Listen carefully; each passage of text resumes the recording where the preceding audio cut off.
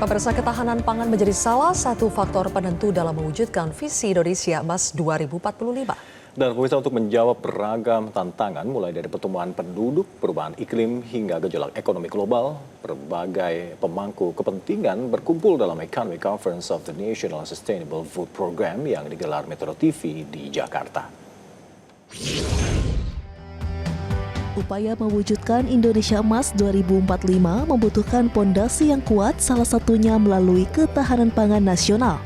Isu ini menjadi fokus pembahasan dalam Economic Conference of the National Sustainable Food Program bertema ketahanan pangan untuk Indonesia Emas yang diselenggarakan Metro TV.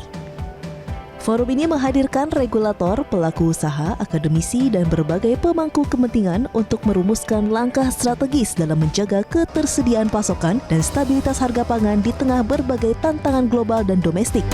Tema ini sungguh sangat strategis. Ketika kita berbicara mengenai Indonesia Emas tahun 2045, kita berbicara mengenai ekonomi yang maju dan berdaya saing. Namun seluruh agenda besar tersebut harus berdiri di atas fondasi yang kuat, yaitu kemampuan bangsa dalam menyediakan pangan yang cukup, terjangkau, berkualitas, dan berkelanjutan bagi seluruh masyarakat.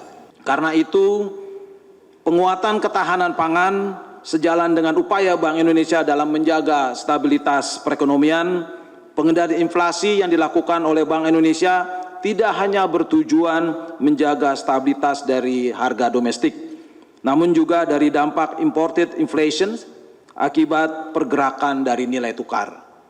Sehingga daya beli masyarakat dapat terlindungi dan berkesinambungan menuju pertumbuhan ekonomi dan tetap terjaga. Ada 3 track yang akan kita lakukan. Pertama adalah bagaimana riset inovasi mendukung UMKM. Kedua, bagaimana riset inovasi mendukung industri dan danantara, BUMN. Yang terakhir adalah bagaimana co-development.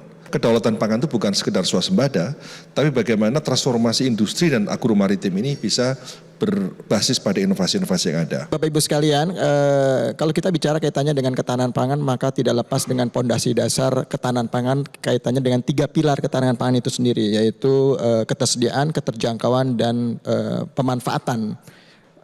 Inflasi inti kita secara year on year kita sudah berada di angka 3,08 ya, dalam target sesuai dengan rancangan di 2,5%. Dalam diskusi ini, para pembicara menyoroti berbagai tantangan yang harus dihadapi Indonesia untuk menjaga ketahanan pangan, mulai dari peningkatan kebutuhan pangan akibat bertambahnya jumlah penduduk, risiko perubahan iklim, hingga gangguan rantai pasok global.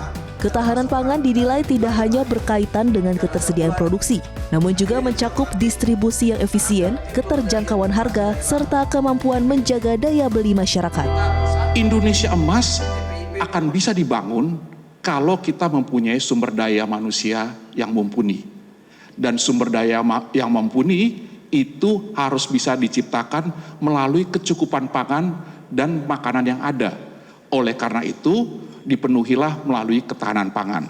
Kalau kita lihat inflasi kita itu yang YoY tahunan itu naik dari 2,42 ke 3,08.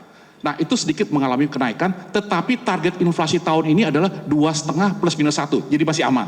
Tetapi kalaupun kita aman, kalau kita lihat komponennya, inflasi itu ada inflasi inti, volatile food, dan administered price. Jadi volatile food itu kira-kira inflasi makanan lah sederhananya begitu. Nah, kalau kita lihat volatile foodnya itu sudah meningkat dari 3,37 ke 6,24. Jadi kami akan perhatian ke situ. Karena ini angka ini bukan akan sekedar angka statistik, tetapi ini adalah menyangkut banget adalah catatan masalah perut. Kalau misalnya inflasi makanan itu meningkat, maka harga bahan makanan meningkat, maka ini bermasalah dengan perut. Oleh karena itu, kami di Bank Indonesia tidak saja concern kepada inflasinya yang 2,5 plus minus 1, tetapi kita juga fokus bagaimana masyarakat itu bisa sejahtera sesuai tadi disampaikan oleh cita-cita Pak Prabowo itu melalui ketahanan pangan, dan itu yang akan kami gaspol. Selain menjaga ketersediaan pangan, para pemangku kepentingan juga menekankan pentingnya penguatan produktivitas pertanian, pemanfaatan teknologi, pembiayaan bagi petani dan UMKM, serta penguatan kerjasama antar daerah.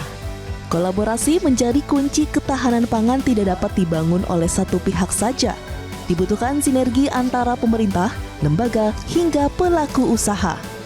Melalui forum ini diharapkan lahir berbagai rekomendasi dan langkah konkret untuk memperkuat sistem pangan nasional yang produktif, tangguh, dan berkelanjutan. Dari Jakarta, Tim Liputan Metro TV. Jelajahi cara baru mendapatkan informasi. Download Metro TV Extend sekarang.